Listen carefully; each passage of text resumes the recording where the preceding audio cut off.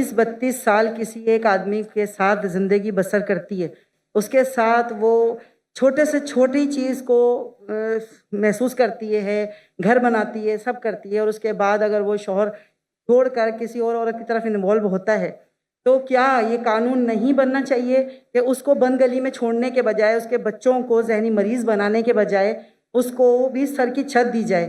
کیونکہ یہ ضروری نہیں ہے کہ ہر عورت دوسری مرد کی طرف جانا چاہے، اور وہ اپنے بچوں کے ساتھ رہنا چاہتی ہے، جبکہ مرد اس سے بچے بھی چھیننا چاہتا ہے، اسے بدنام بھی کرنا چاہتا ہے اور کورٹ کچہری کے دھکے بھی کھلوانا چاہتا ہے۔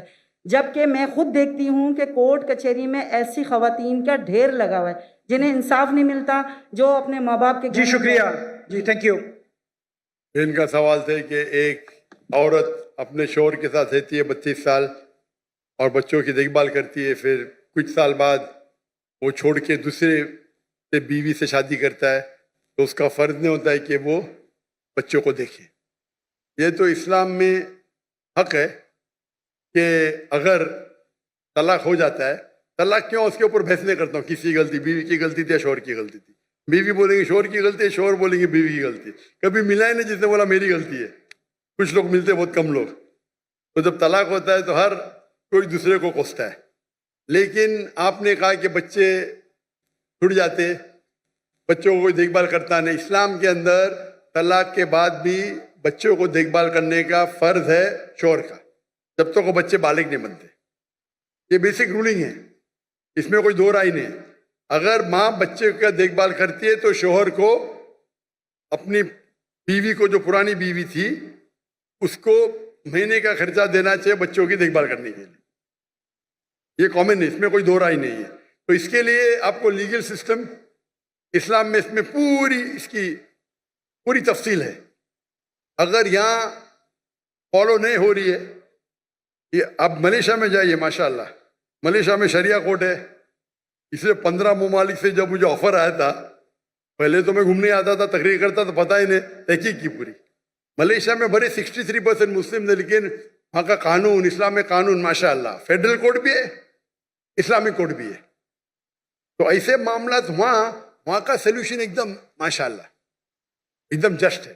تو یہاں بھی اگر اسلام میں سب قانون بنے ہوئے، کیا ہونا چاہیے، کس کو کتنا دینا چاہیے، خرچہ سب ہے، یہ اسلام میں ہے، نہیں اسلام میں یہاں نہیں تو میں تو ابھی جو یہاں نہیں تو میری غلطی ہے، تو میری غلطی ہے۔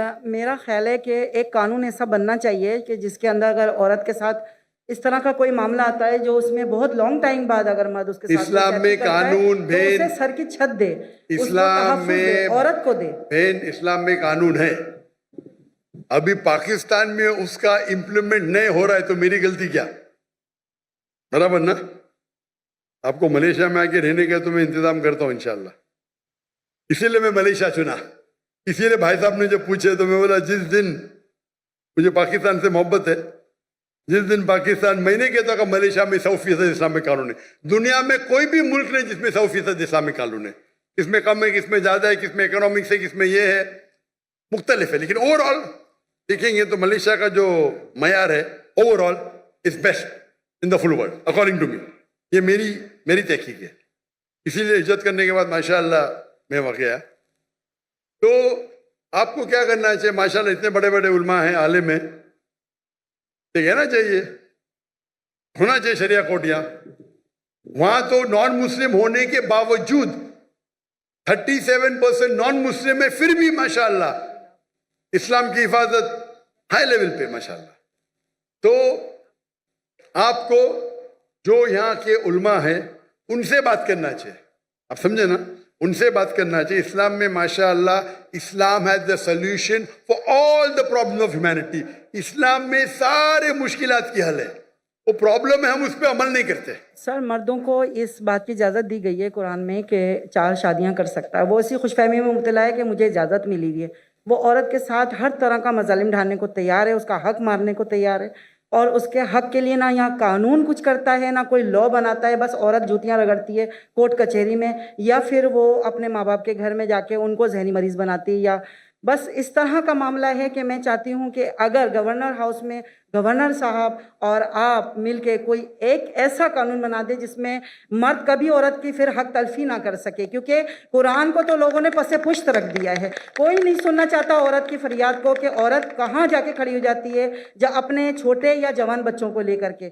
تو یہ میں آپ سے گزارش کرتی یہ ہوں کوئی بولنا قانون بنائے۔ کوئی نہیں سننا چاہتا ہے، میرے حساب سے ذرا جاستی ہے۔ گورنر صاحب سنتے، میں بھی سن رہا ہوں، میں سن رہا ہوں نا، کر کچھ نہیں سکتا ہوں الگ بات ہے، یہ بولنا کوئی بھی نہیں سن سکتا ہو، یہ کوئی بھی، اکثر لوگ نہیں سنتے، بولو میں مانوں گا، کوئی بھی نہیں بولنا ذرا، ٹھیک ہے کہ نہیں؟ تو اگر مرد جاستی کر رہے آپ بھی مت کیجئے، آپ سمجھے نا؟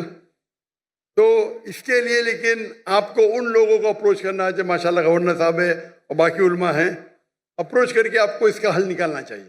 اسلام میں سب قانون ہے ماشاءاللہ، سر میں اسی اسلام میں لیے اس قانون جگہ ہے پر آئی ہوں جی اور گورنر صاحب سے ملنے کی خواہش بھی رکھتی ہوں، مگر یہاں آنے کے بعد تھوڑا سا پرابلم ہوتی ہے۔ جی گورنر صاحب سے ملنا تھوڑا سا آسان کام نہیں ہے، سچی جو بات ہے۔ ماشاءاللہ گورنر سب لوگ کے ساتھ میں بیٹھے اتنے گھنٹے، ماشاءاللہ اس سے اچھا گورنر تو دیکھا ہی نہیں میں نے، جزاک اللہ۔ جتنا میں 4 دن میں دیکھا اس کے بارے میں بات کر رہا ہوں۔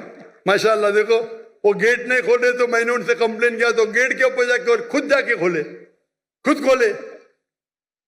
مجھے یہاں تقریر کرنے کی پرمیشن نہیں ملی تھی، پتہ آپ کو؟ پاکستان میں مجھے تقریر کرنے کی پرمیشن نہیں دے رہے تھے۔